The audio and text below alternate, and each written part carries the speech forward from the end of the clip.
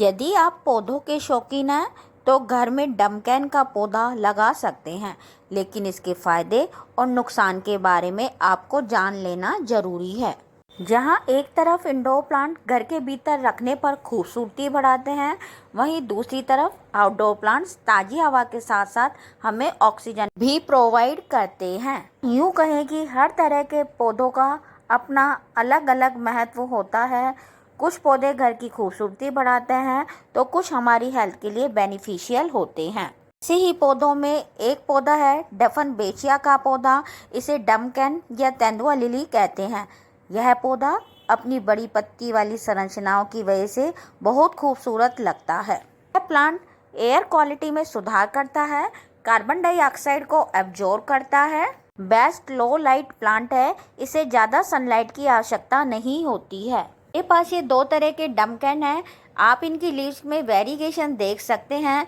इनका जो स्टेम होता है वो थिक होता है और आप स्टेम पर ये रिंग नुमा संरचना देख सकते हैं, जिन्हें हम नोड कहते हैं। इसके स्टेम पर ये जो रिंग नुमा संरचना है, इससे ही इसकी पहचान होती है।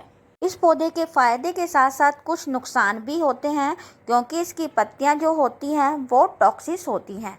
यदि आपके घर में छोटे बच्चे या पेट्स हैं तो आप उनकी पहुंच से इसे दूर रखें, और यदि आप ऐसा नहीं कर सकते तो आप अपने घर में इस प्लांट को ना लगाएं। प्लांट जब काफ़ी बड़ा हो जाता है तो यह डी शेप हो जाता है। उस समय हमें क्या करना है, अपने प्लांट स्टेम को हमें कट करना है और इससे हमें नया प्लांट बनाना है। जो हम कटिंग वाला भाग होगा मदर प्लांट, उससे भी नए नए शूट निकल आएंगे। शुरू करते हैं इसकी कटिंग लगाना।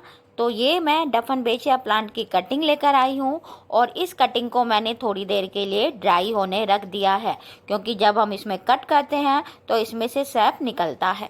जब भी इन सैप वाले प्लांट के साथ आप काम करते हैं तो अपने हाथ को स्किन पर, आइस पर कहीं भी नहीं टच करना है, क्योंकि इनका सैप जो होता है वो टॉक्सिस होता है। हमें इसके कटिंग को लगाने के लिए सॉइल मीडिया बनाना है।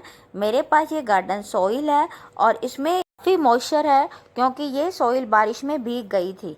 तो हमें सॉइल लेनी है। सॉइल में मैं थोड़ा सा, क्योंकि सॉइल में मॉइस्चर ज़्यादा है, इसमें मैंने थोड़ी सी काऊ डंग कंपोस्ट डाली है। थोड़ा सा मैंने इसमें कंस्ट्रक्शन सैंड डाला है और फंगीसाइड पाउडर डाला है। गार्डन सॉइल और रेत में भी यह प्लांट आसानी से लग जाता है, क्योंकि मेरे पास जो सॉइल है वो बारिश में भीगी हुई सॉइल है। आप इस प्लांट की कटिंग को दिसंबर और जनवरी में ना लगाएं, क्योंकि दिसंबर और जनवरी इनका डोरमेंसी का पीरियड होता है। इस प्लांट को ओवर वाटरिंग से बचाएं। ओवर वाटरिंग के कारण ही यह प्लांट सबसे ज़्यादा खराब होता है। इस प्लांट के लिए सॉइल मीडिया है वो पोरस होना चाहिए, उसमें पानी होल्ड नहीं रहना चाहिए। प्लांट को फिल्टर सनलाइट और ह्यूमिडिटी बहुत पसंद है। मोस्टली पेड़ ओवर वाटरिंग के कारण ही खराब हो जाते हैं। अब हमारा सॉइल मिक्सचर तैयार हो गया है। अब मैंने ये पॉट लिया है, ये 6 इंच का पॉट है। ड्रेनेज होल प्रॉपर बने हुए हैं। किसी भी प्लांट को या कटिंग को किसी पॉट में लगाते समय हमेशा पॉट के बेस में ईंट के टुकड़े या छोटे छोटे कंकड़ आप उसमें एक लेयर बिछा ले। हमारे प्लांट को दो बेनिफिट होते हैं। एक तो जो एक्स्ट्रा वाटर होता है वो निकल जाता है। सेकंड, जो हमारी रूट्स होती हैं उनको रेस्पिरेशन के लिए ऑक्सीजन मिलती रहती है।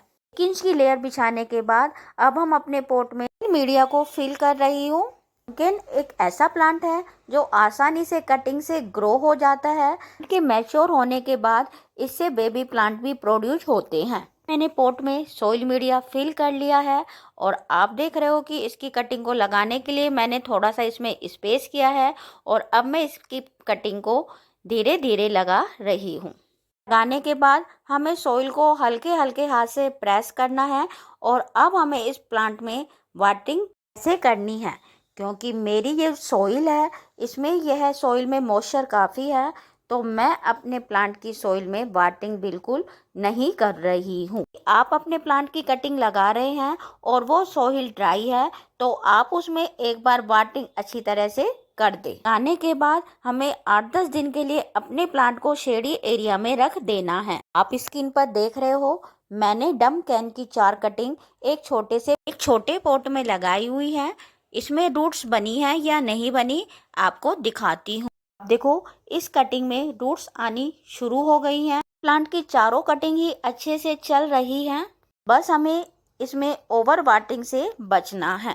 आपका डम कैन का प्लांट भी डी शेप हो रहा है, उसे उखाड़ कर ना फेंकें, आप उसकी छोटी छोटी कटिंग करें और उसकी कटिंग को नए नए पोटों में लगाएं। तो अगर वीडियो पसंद आई हो तो लाइक करें, कमेंट्स करें, शेयर करें। Happy gardening.